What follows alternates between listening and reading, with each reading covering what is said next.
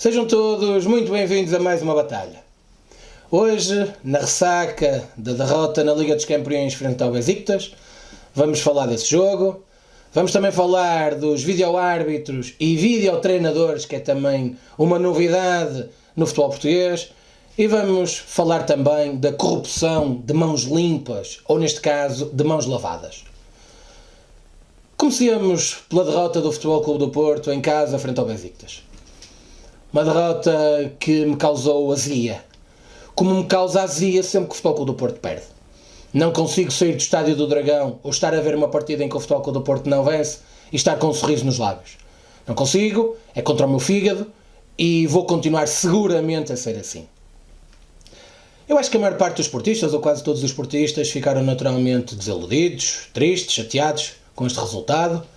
Começaram-se a levantar alguns fantasmas, algumas dúvidas, mas eu julgo que não pode ser a derrota com o Besiktas que venham levantar esses fantasmas. Os defeitos e virtudes deste grupo de trabalho nós já os conhecemos e não penso que tenhamos que fazer o jogo dos nossos adversários de estar a fragilizar ainda mais o nosso grupo de trabalho. É com eles que nós vamos ter que lutar por este campeonato, é com eles que nós vamos ter que ir à guerra à procura daquilo que queremos e como tal não podemos fazer um papel qual Benfica ou qual Sporting dos anos 90 em que ganhamos 5 jogos seguidos, somos os maiores do mundo, vamos vencer tudo, vamos ser campeões do mundo e depois de repente temos uma derrota e colocamos tudo em causa, o prédio tem que vir abaixo, temos que reconstruir tudo, é tudo mau. Não. Foi por causa disso que esses clubes estiveram durante tantos anos sem ganhar e nós não podemos cometer esse erro. Nós já estamos há 4 anos sem ganhar e não podemos fazer o jogo daqueles que nos querem mal, não podemos fazer o jogo daqueles que nos querem ver divididos. A azia continua, pelo menos em mim, e vai continuar até à próxima vitória. Próxima vitória é essa que eu espero que aconteça no domingo em Vila do Conde. Nesse jogo temos que estar mais unidos do que nunca, temos que estar mais fortes do que nunca, temos que estar mais agressivos do que nunca. Os bilhetes já esgotaram para essa deslocação, aliás, como aconteceu quer para Tondela, quer para Braga, prevê-se mais uma vez um mar azul, e é com esse mar azul a empurrar a equipa para a frente que nós vamos ter que continuar. Não é o melhor nem o pior caminho, é o único caminho possível.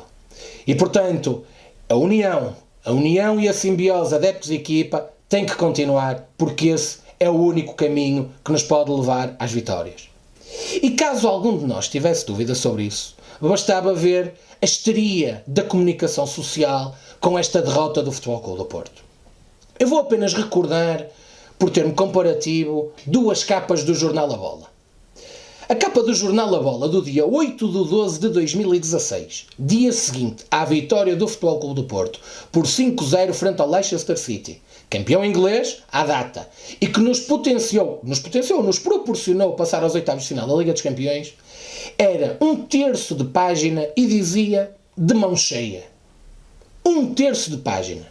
Pois bem, no dia 14 de setembro deste ano, dia seguinte à derrota frente ao Besiktas, finalmente tivemos uma primeira página com mais de 70% dessa página dedicada ao Futebol Clube do Porto e aí já tínhamos dragões incapazes de travar o poderio turco, Porto amargo. Claro está que no dia anterior, no Estádio da Luz, não tinha sido o poderio russo que tinha derrotado o Benfica. Não tinha sido um Benfica amargo. Tinha sido o árbitro. O árbitro é que tinha sido o responsável pela derrota frente ao CSKA de Moscovo, porque, vá-se lá saber porquê, perante um corte com a mão de André Almeida, lembrou-se de marcar penalti, e perante um lance em que Seferovic está a agarrar e a ser agarrado pelo defesa russo, decidiu não marcar grande penalidade. Esse crime que lesou a pátria levou o jornal A Bola a dizer que a responsabilidade da derrota do Benfica era do árbitro. Já no nosso caso, foi o poderio turco que nós não fomos capazes de ultrapassar. São estas excitações dos nossos adversários que nós temos que combater e que não podemos de forma nenhuma alimentar. Mas ainda em relação ao Porto Besiktas, muito se tem falado sobre Aboubakar e sobre a sua reação.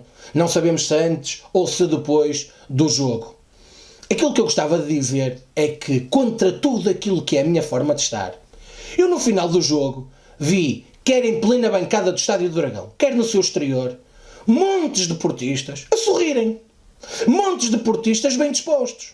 Montes de portistas a tirarem fotografias em grupo, em selfies, para depois colocarem no Facebook e no Instagram à espera dos likes e à espera dos comentários muito simpáticos. Portanto, nós vivemos na era das redes sociais, do like, do gosto, do comentário. É disto que nós vivemos. E, portanto, se são os portistas, aqueles que em primeiro lugar mais deveriam defender a cultura, a tradição e as raízes do Futebol Clube do Porto, e se são esses, ou muitos desses, que não o fazem, eu agora vou estar preocupado com o Aboubakar. Um camaronês que hoje está aqui e amanhã não está. Um jogador que ainda no ano passado tinha aqueles jogadores como seus colegas de equipa. Eu vou estar agora preocupado com uma atitude menos feliz da Aboubakar. Não. O jogador camaronês, eu quero é que ele dentro de campo dê tudo. E até agora tem dado. Quando o seu comportamento dentro de campo for incorreto, eu também chamarei a atenção. Agora, vamos nós, adeptos do Futebol Clube do Porto, em primeiro lugar, dar os bons exemplos e depois vamos esperar que os nossos atletas também os tenham.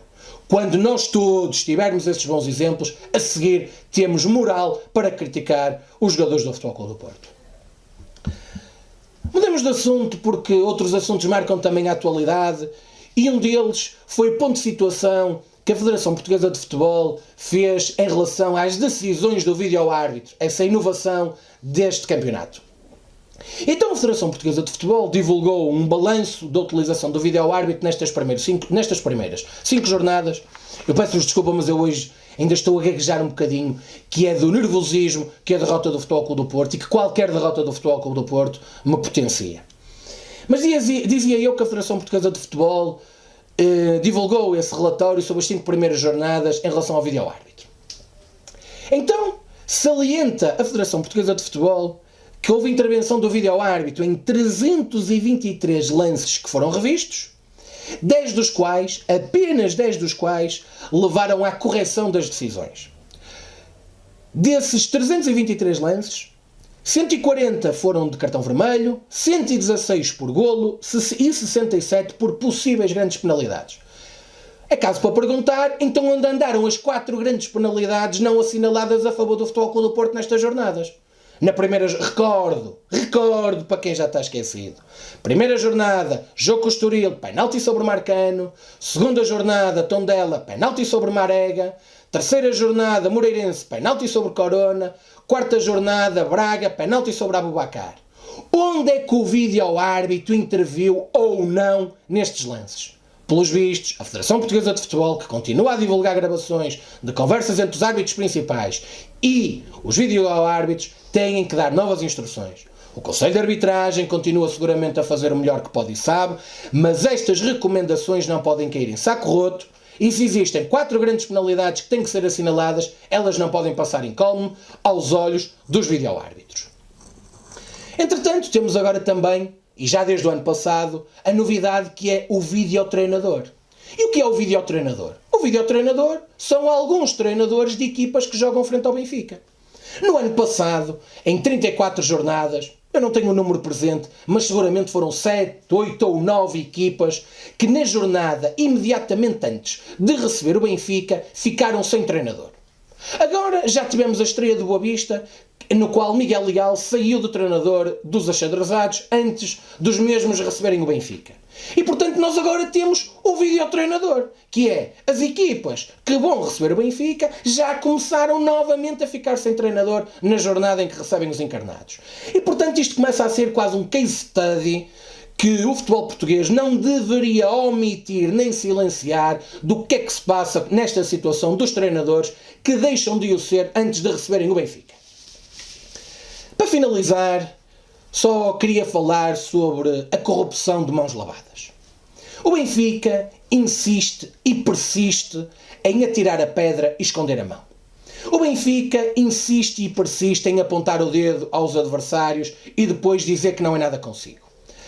O último exemplo foi o que aconteceu na Benfica TV com o Sr. Manuel Antunes. O Sr. Manuel Antunes, vice-presidente de Vale Azevedo, que teve um dos seus momentos épicos a acompanhar o ex-presidente encarnado numa ocasião em que o mesmo foi para a bancada do Estádio das Antas, lembrou-se de que o Daily Mirror tinha feito uma classificação de clubes corruptos e que o Futebol Clube do Porto era o 3º clube mais corrupto do mundo. Bem, ele tanto depressa diz isso como diz que é o Futebol Clube do Porto o clube mais corrupto do mundo. É um bocado confuso, mas também é natural. Quem teve com Vale e Azevedo falar depois de corrupção ou falar, neste caso, de vigarices, é naturalmente motivo para confusão. Mas o que é facto é que o Sr. José Manuel Antunes, na antena da Benfica TV, faz essa acusação e, tendo-se comprovado que aquela listagem era falsa e apenas tinha saído da cabeça do Sr. José Manuel Antunes, o Futebol Clube do Porto, e muito bem, vai informar os clubes que nessa listagem também se encontravam identificados para que possam, caso assim o entendam, proceder judicialmente. Ora, o que fez muito rapidamente Ricardo Palacim, o diretor da Benfica TV? Muito rapidamente veio lavar as mãos. Muito rapidamente veio dizer que aquela afirmação apenas compromete José Manuel Antunes porque deve-se apenas e só à sua cabeça. Recordo que diz coisas como José Manuel Antunes a quem se deve exclusivamente a responsabilidade dessa divulgação. Meus caros, estarei eu esquecido ou a quando da divulgação dos e-mails por Francisco J. Marques o Benfica colocou processos de crime à Sociedade Anónima Desportiva do Futebol Clube do Porto, ao seu presidente, aos seus administradores, por entender que tudo aquilo que é dito no Porto Canal compromete a sua direção. Então compromete a sua direção a divulgação dos e-mails e um comentador, ex-vice-presidente do Benfica, que faz essas mesmas declarações no seu canal, agora não compromete a direção do Benfica. Meus amigos, não sejam ridículos. O Benfica não pode atirar a pedra e esconder a mão, não pode querer, olha para o que eu digo, não olhes para o que eu faço. O Benfica continua a demonstrar estas práticas muito duvidosas e continua depois a fazer o papel do coitadinho e do desgraçadinho. Caríssimos, é desta forma que terminamos mais uma batalha. Domingo vamos todos estar no Estádio dos Arcos. Domingo vamos todos empurrar o Futebol Clube do Porto para aquilo que desejamos que seja a 6ª vitória em 6 jogos de campeonato. Eu vou lá estar e eu sei que vocês também vão lá estar e nós vamos todos cantar a plenos pulmões o hino do Futebol Clube do Porto. Vamos todos a plenos pulmões empurrar o Futebol Clube do Porto para mais uma vitória. Um abraço e viva o Futebol Clube do Porto.